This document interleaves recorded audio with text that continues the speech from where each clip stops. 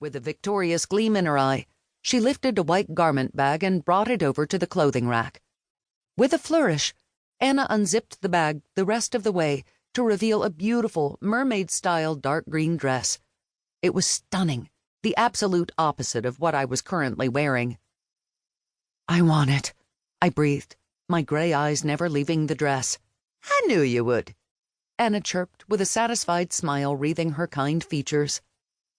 I tore off the tatters of the bubblegum pink dress and tossed it aside, eagerly stepping back onto the circular stand where the Lunas galvanized into action, helping me step into the new dress. It fit like a glove. It was tight from my chest all the way down to just below my knees, where the skirt flared out in a dramatic cascade. The Lunas adjusted the measurements, and I happily let them do their work as I stood there with my arms held out. Anna stepped forward with new jewelry to match the dress, and I was afraid to touch the gold and emeralds she showed me. "It's from your family's collection," she explained. "How do you have it?" I asked with a raised brow. She smiled demurely.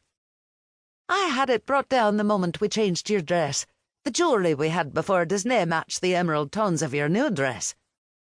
I nodded, accepting her explanation. Once the Lunas were finished tucking and pinning the dress, they helped me step out of it, and I put my jeans and t-shirt back on, feeling comfortable for the first time in hours. After agreeing to meet the Lunas back in my room for the final fitting, I left the fitting room to head back to the office. It had been a week since Bash, my soon-to-be mate, and I arrived in Scotland, and it had been a whirlwind since the moment our feet touched Scottish soil. With excruciatingly long meeting after meeting, a host of boring social events and parties, and obligations belonging to my soon-to-be office of Queen of the Lycans, I hadn't had a moment to myself until now. This walk to the office was the only alone time I got. Well, that and any time I went to pee, and I made sure to take an extra long time peeing. Except the last time I did, some of the King's Guard came knocking on the bathroom door asking if I was okay. It was beyond embarrassing. I was forced to tell them I was taking a shit. It wasn't like I cared what they thought, but thankfully they left immediately after. When I returned to the meeting, all eyes were on me. I was pretty sure the guards relayed my message verbatim. To say I'd been all grace and light since arriving at the castle would be the understatement of the year. Becoming a princess wasn't easy, but I couldn't even imagine how much more difficult it would be when it was time for me to be queen, which incidentally would happen later this week. My coronation was this Sunday, and I dreaded it with every fiber of my being. I wished time would slow down and maybe freeze, because if I could barely handle being a princess, Lord save me once I had the Lycan crown on my head. I walked down the hall toward the council room, my eyes wandering over the walls lined with portraits of previous Makhoanish kings. I couldn't help but be intimidated every time I passed by. They were all so serious, and I felt like their eyes followed me with each step I took. It was creepy. I would be the first woman on that wall. I felt like a misfit, and the seriousness of my impending office draped around my neck like an albatross. I reached the double doors of the council room and stepped inside. Inside there was a mahogany table that could easily fit 20 people.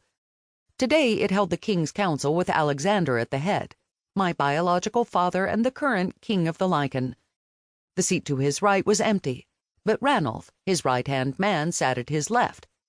I avoided everyone's eyes and humbly took my seat by Alexander's side. The council room was a blend of a war room and a rich man's study, complete with a scent of expensive cigars wafting in the air. If I didn't feel out of place before, sitting beside the king in front of his council certainly did the trick.